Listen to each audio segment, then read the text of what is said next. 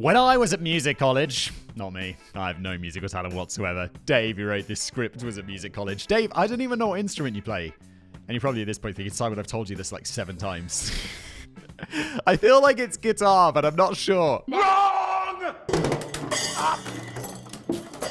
I made the acquaintance of a guy called Steve. Steve was, without a doubt, the greatest musician I've ever met. He was one of those people who, when presented with any instrument, could immediately pick it up and entertain a room full of people for hours. Really? Hey, Steve, look, a piano. Ever seen one of those before? And Steve's like, nah, but I can give it a crack. And he's just like, ba-da-da-da-da-da-da. Is that actually possible? Is that, I mean, that doesn't seem even possible. But it is. It's paradoxical, and yet it works. Not only that, if you played him a song once, he'd then proceed to replay that song perfectly, no matter how complicated or obscure it might be. That is fucking insane. All the greatest hits from the past 40 years just use 4 chords. Same 4 chords for every song. It's dead simple to write a pop hit. Just 4? Yeah, these 4. Here.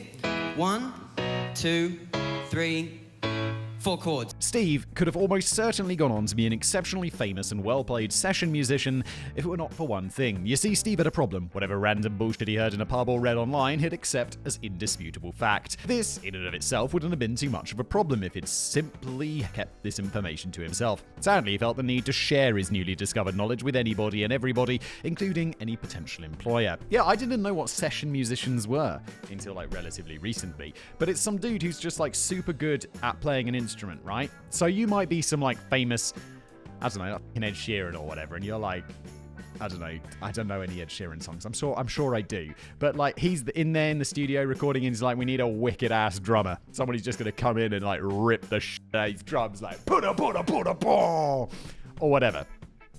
And so like a session musician is someone who's absolutely like boss level as an instrument and just goes in and just plays like the drums for like some artist or whatever, you know, when they're not a band. I'm like, that's pretty cool. Although, aren't you always just like, yeah, it's me from Ed Sheeran. And it's like, wait, who? It's like, no, I just played the drums on like one record, which is awesome. But it's like, you're not getting a slice of that money, are you? Which is kind of sad because then you'd be mega rich. I once witnessed him almost secure an exceptionally lucrative touring contract with a reasonably well-known band, only to throw it away at the last minute by telling the band manager that he refused to use a certain brand of drumheads because they are secretly made with human skin. What does the average drummer get on an IQ test? Yeah, drool. Bruh, don't be saying that. No one's making drums out of I mean, not anymore. Like, obviously people have made drums out of human skin in the past. That's the thing that's happened. It's probably happening in someone's basement right now, which is fucking disturbing, isn't it? Sometimes I think about that and it really messes with me. Because you're like, right now, there's like, 7 billion people in the world. Like, right now, someone's getting tortured in someone's basement. And you're like, that's fucked up that that's happening right now. Just statistically, that's happening. You're like, oh, I don't like it. Easy, Debbie Downer. As I'm sure you are aware, one of the main uses for the internet now seems to be spreading insane conspiracy theories due to this subject's previous popularity. I just realized there's probably a murderer watching this video. Hello. Like someone who's murdered someone and just got entirely away with it and is just living their regular ass life, having murdered someone. And I'm like, well, I guess that happens like a lot of the time because most people don't write down their crimes. But it's like, that's kind of weird, isn't it? When you just think statistically, when you take a large enough number, 100-something thousand people watch one of these videos on average? Like, is that enough people for it statistically to be the case that there's a murderer watching? It does seem like, yes, right? That does seem like a large enough number that someone's a murderer. Or have I just got murder statistics way off? Why are you the way that you are? Just to interrupt today's video for a very important question. You got Squarespace yet? And if you haven't, if you have any need for a website whatsoever and you're not using Squarespace, I think you could be classified as legally insane. I have no design skills. I have no website skills. I have limited computer skills.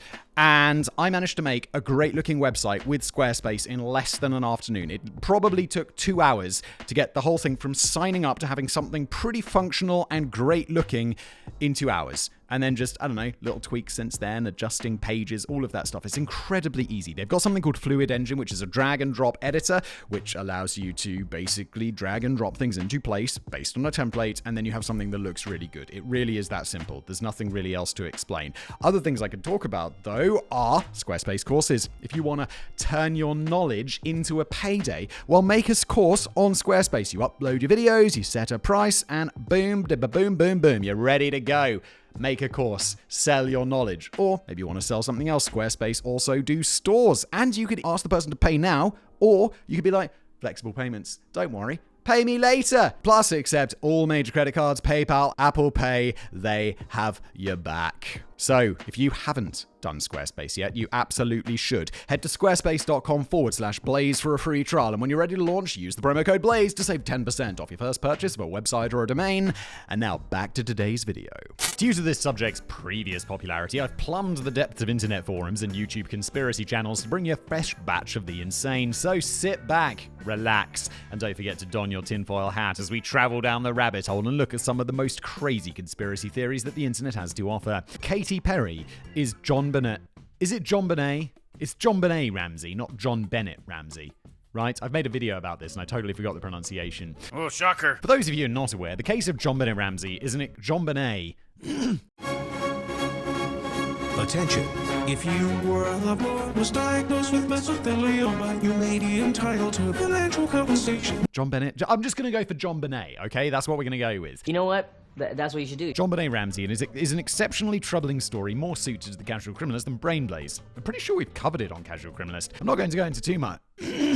Well, he's dead. I'm not going to go into too much detail, but I'll give you a quick summary of the case. On the 26th of December, 1996, the parents of JonBenét Ramsey woke to find their child, a popular young beauty queen, missing. On the stairs, they found a ransom note demanding $118,000, an amount suspiciously similar to which she had recently been awarded after winning a competition for a safe return. I think there's an incredible coincidence here. I mean, holy shit, that's a lot of money.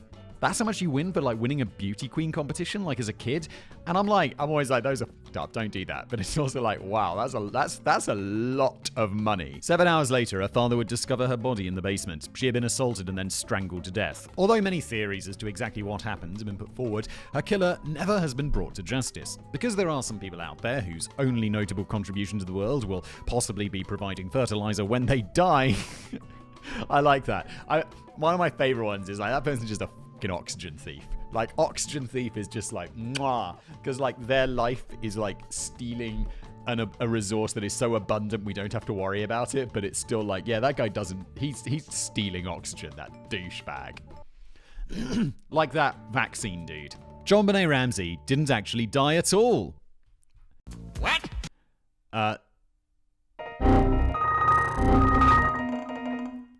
What were we talking about? They have a conspiracy that JonBenét Ramsey did not actually die at all. You idiot, you can't read! According to many Reddit users and several YouTubers, her parents sacrificed her to the Illuminati so that she could become a superstar, and she is now Katy Perry.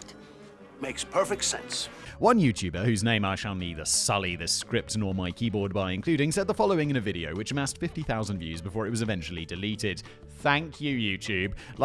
Sometimes my videos, I've had videos taken down, I've had videos age restricted, I've had infinite it seems infinite, it's not, but demonetized, fully demonetized for mentioning something a tiny bit controversial. And this video got 50,000 reviews saying that just a straight up crazy conspiracy theory, which probably hurts people's feelings. To quote it, JonBenét Ramsey became Katy Perry. That's a fact.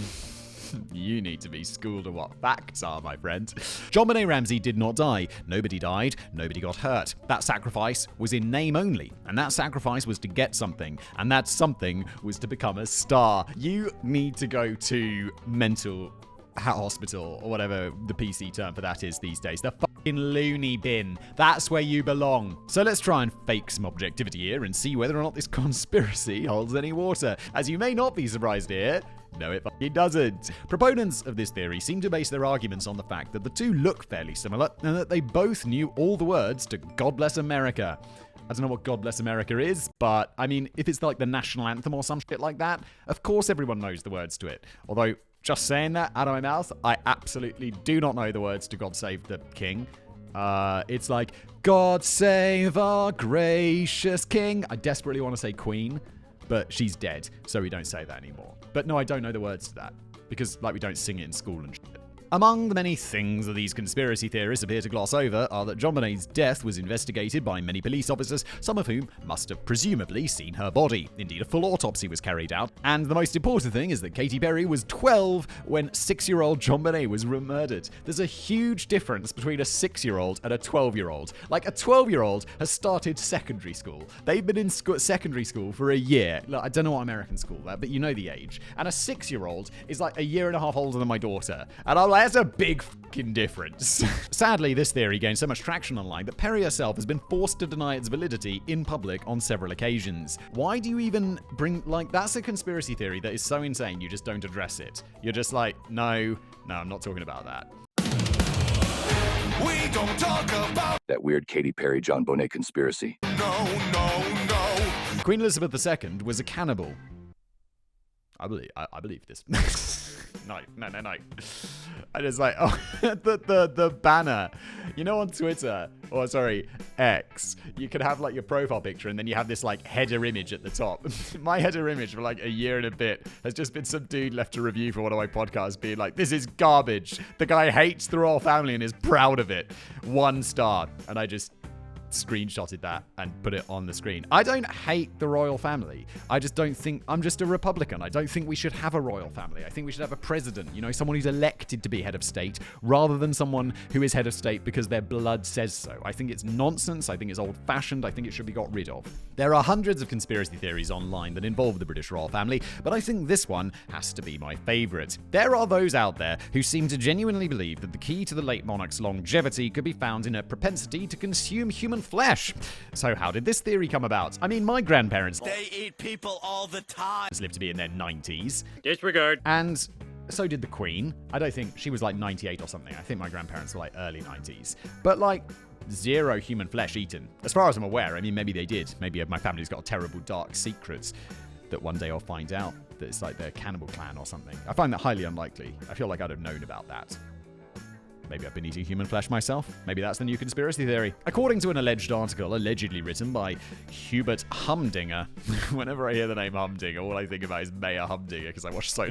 Anyone who doesn't have children is like, what are you talking about? It's like fucking Paw Patrol. Paw Patrol! Paw Patrol! Get there on the double! Any other parents out there? Any parents haunted by the fucking Paw Patrol theme song and fucking Mayor Humdinger and his fucking cats? Oh my god, Paw Patrol is boring and dumb. He would go on to speculate that her youthful vibrance comes from her hidden habit of eating human flesh. But just where did she obtain this human flesh? Well, according to William Coombs, she kidnapped Canadian children from residential schools. Children, where are you? I know you're here somewhere. That's f***ed up. Why do you have to bring in... That's like a super dark period of Canadian history that is incredibly f***ed up. Why do you have to ruin it and like disrespect it with an insane conspiracy theory? Coombs claims that he himself witnessed the Queen kidnapping at least 10 children from the Catholic school that he attended in 1964. Bro, the Queen doesn't even go to the butcher. Like, she's not going to do her own shopping. Do you really think she's going out there and kidnapping kids? If anyone's doing that, it's fucking Prince Andrew. He's doing it for her. He would. I have to say, I've told this story before, or like made this comment before. I didn't fucking realize Prince Andrew was the Queen's fucking son, and now the King's brother. And you're like, that's fucked up. I thought he was like, you know, like one of those roles that you don't just don't give a shit about, like fucking Princess Charlotte or someone. You're like, oh, so she's like the Queen's granddaughter's sister's cousin or something. You're like, oh, who gives a fuck? I thought that was like Prince Andrew. I thought he would be like, you know, Charles's cousin or some bullshit like that. But it's like, no, he's the fucking Queen's son, and he's a dodgy fucker, allegedly, in my opinion, and the opinion of the courts. Some courts, not all courts. Covering my bases there, I hope. But Prince Andrew's weird, in my opinion, allegedly. He said that she did this from the school he attended in 1964. If all of this evidence is not enough for you, then let me add into the mix the testimony from another anonymous member of the Palace Guard who claims to have found a secret freezer in one of the kitchens at Windsor Castle. Inside the freezer, he allegedly found human arms, legs, and other body parts. So there you have it. The reason the Queen of England managed to survive to the ripe old age of 96 was that she was consuming human flesh, except perhaps not. Let us, like the historians we are, all right, I'm just a YouTube facts boy, Dave, but you historian it up. We'll take a wedge to some of these sources. First, Mr. Humdinger. Although it is alleged that he made these claims in a newspaper article, no record of this article appears to exist. In fact, for somebody who is often labelled as a cultural philosopher, there is very little original evidence of any of his work. I mean, you can go onto Amazon and buy a book claiming to be filled with his musings, but should you push the publisher on where exactly the source material might be found, it is doubtful they'll be able to produce much, if any of it. Of course they won't. It's obviously fucking nonsense. This guy was probably still appear on the Joe Rogan podcast, though, wasn't he? Joe Rogan be like, I'm open to any ideas. You're like, really, Joe? This one? Like, I'm into it. Like, get the people who, like, think JFK was, not assassinated by Oswald and shit like that. Be a second gunman. The gunman behind the grassy knoll. You mean assassinate myself? Yeah, it'll drive the conspiracy nuts crazy, but you'll never figure it out.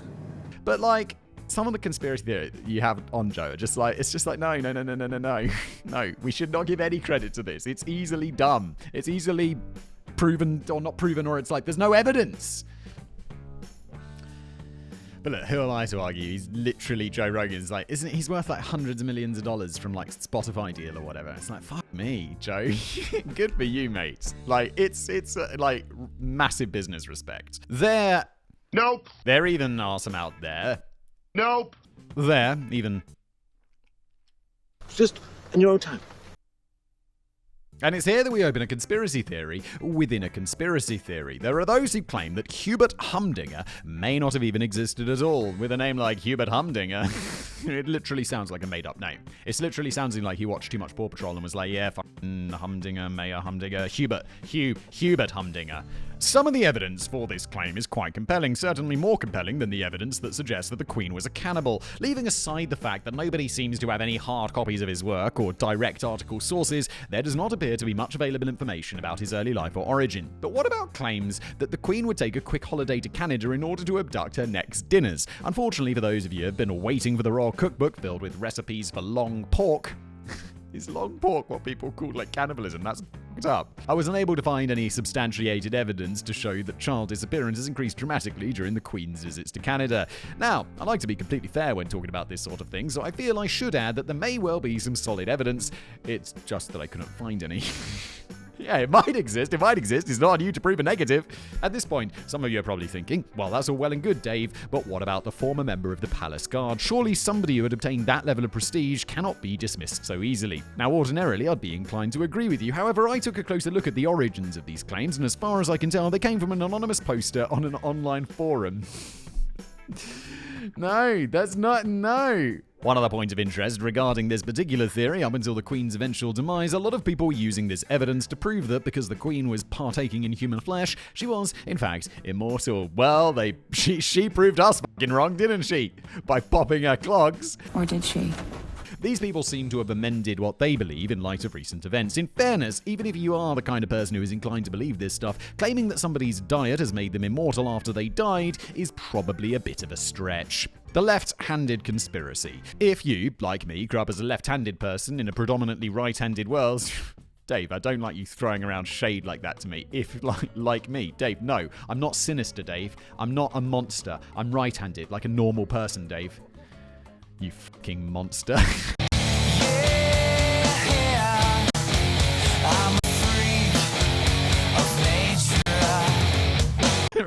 I'm just joking. It's just a joke. This is going to be good.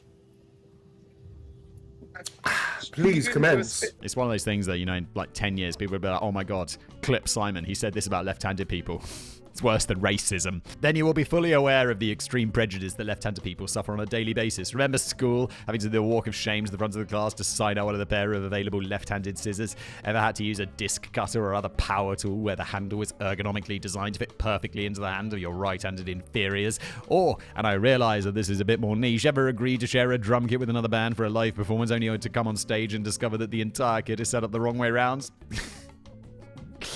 It is drums. So I did know Dave plays drums. He's a big brain. Wait a minute. Dave, I don't even know what instrument you play. And you're probably at this point thinking, Simon, I've told you this like 7 times.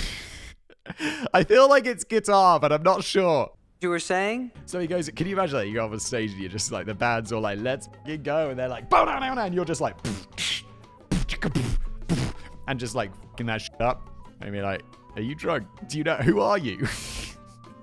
The list of injustices is endless. If you have been subjected to any or all of the above indignities, there may be some good news. According to a YouTuber named, oh God, Matthew Santoro. No fucking comments about Matthew Santoro. I won't say, as my mother said, if you don't have anything nice to say, don't say anything at all. There may well be a secret society who exists entirely to ensure that left-handed individuals will eventually take over the world. That sounds like a fact, doesn't it, Matthew Santoro? The reasoning behind this is, shall we say, somewhat sketchy, but appears to rely heavily on the alleged statistical overrepresentation of left-handed people in power. For example, did you know that there have been 7 left-handed presidents in the last 100 years? That's right, Herbert Hoover, Harry S. Truman, Gerald Ford, Ronald Reagan, George H.W. Bush, Bill Clinton, and Barack Obama were all left-handed. That seems statistically quite unlikely. I don't know about you, but I'm convinced. No, it's just statistically unlikely.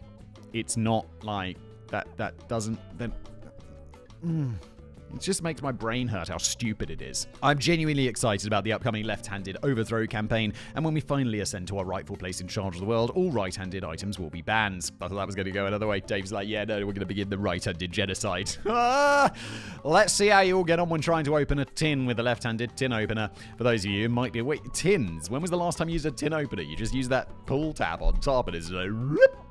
If I'm in this door and it doesn't have that pull tab, I'm getting a different brand of whatever the item is. Although according to a source close to the former president, which former president? There's like many of them. He does occasionally hold his crayons in his left hand, but only when he's eating them. Christine, we must be talking about Barack Obama then. So dim. Christine Blasey Ford was hypnotized to speak out against Brett Kavanaugh. Who the fuck's Brett Kavanaugh? Why do I know that name? How would I know? Unless you're very familiar with the goings-on of the American Supreme Court, this one might take a little bit of explaining. In 2018, long-serving Supreme Court Judge Anthony McLeod Kennedy announced his retirement and replacement had to be found, although President Trump initially wanted to replace him with his good friend and arse-licker Rudy Giuliani. Oh no. You can't have him on the Supreme Court. He's kind of like, it's Rudy Giuliani. Well, you can't have him. Mesothelioma is a rare cancer linked to asbestos exposure. Call now. Didn't he just get sued for like a ton of money? Allegedly. Short answer, yes. He was eventually persuaded to choose Brett Kavanaugh. Okay, I feel like this guy was in the news cycle for some reason, who had been pre-approved by the Federalist Society and would therefore be a slightly less controversial choice. As you could probably imagine, being elected as a Supreme Court judge requires a fairly complex vetting process, and during this process, a lady called Christine Blasey Ford came forward and publicly accused Brett Kavanaugh of assaulting her during a frat party when she was at college. Oh, was he also, it sounds like he got a bit of Me Too action. Maybe that's why I also know his name. Because when I heard the name Brett Kavanaugh, I wasn't like, good dude, this Brett Kavanaugh, good dude. Although these accusations would ultimately prevent Kavanaugh from obtaining his seat on the bench, they did start an unexpected conspiracy theory about Blasey Ford. It was suggested, first on Fox News, of course it was, and then across the internet, that Blasey Ford had been hypnotized into believing that the assault had taken place. Fox News anchor Janine Pirro lit the fuse, as it were, by saying, "I've never seen so many repressed memory cases in my life, especially against one guy." My question is, if there's something awry going on, was there hypnosis? Are they using confabulation? Or maybe, this will be refreshing, we believe the victim, or at least look into it, rather than being like, oh no, yeah, hypnotism. I don't know. Doesn't seem very reasonable, does it, Fox News? As so often happens with such things, people picked this up and ran with it, and it wasn't long before she was being accused of hypnotizing herself. The evidence of this? Apparently, she co-authored a paper titled Meditation with Yoga, Group Therapy with Hypnosis, a Psychoeducation for Long-Term Depressed Mood, a randomized pilot trial. And in this paper, participants were encouraged to use meditation to create artificial situations to help them relax. Having briefly skimmed the paper, these artificial situations seem to be more along the lines of go to your happy place than create create a false memory that involves you being sexually assaulted, but, not an expert. Fortunately, I was able to find several opinions from people who are actually experts, and two of them read like this. Eli Bosnick, a mentalist and skeptical lecturer, told The Observer, "You can't hypnotize yourself into believing a lie. You can relax with hypnosis. There are even studies showing that it helps with chronic pain, but the idea that you can alter the sub or conscious mind is largely debunked pseudoscience." And mentalist George Kreesker, better known as the Amazing Kreskin, said, "My own position is that there is absolutely no shred of evidence on the face of the earth that hypnotism can create false memories." Now, call me a conspiracy theorist if you like, but I think this is what might have actually happened. A young girl was sexually assaulted at a party, and when the man who assaulted her ran for an important job and she came forward to tell her story, she was not taken seriously. Not only that, she was publicly mocked by right-wing extremist media. I'm shocked. I have spent enough time reading the comment section of these videos to be reasonably certain there will be a few people out there who will say something along the lines of, "Well, why didn't she mention this before? Surely she was just after her 5 minutes of fame." No, that makes no sense. If you're just if you've been sexually assaulted at a party, and then you haven't thought about it, or you've repressed that shit and you're just getting on with your life, but then you see that person getting elected to the Supreme Court, you'll be like, wait a fucking minute! That's the fucking guy! In response to these individuals, I would like to draw your attention to the following information from the book Siege, the second of 3 volumes written by award-winning journalist Michael Wolff, covering the political goings-on throughout the Trump presidency. According to Wolff, Blasey Ford was reluctant to come forward with this information at all, electing to write what should have been a confidential letter to Senator Dianne Feinstein explaining what had happened and asking her advice on how best to proceed. Unfortunately for her, the contents of this letter are now available on, among other places, the CNN website, and she was persuaded against her initial reluctance to assume a very public role in the Kavanaugh proceedings. Regardless of how you feel about her motives, the very idea that she was either hypnotized or deliberately hypnotized herself is absurd in the extreme. And that, my tinfoil hat-wearing friends, brings us to the end of this episode. If it goes down as well as the others, then there will almost certainly be another one. That's how I work, yes! Farm those views! It's just a shame that Kevin will have to reset the conspiracy clock back to 0. Thanks for watching.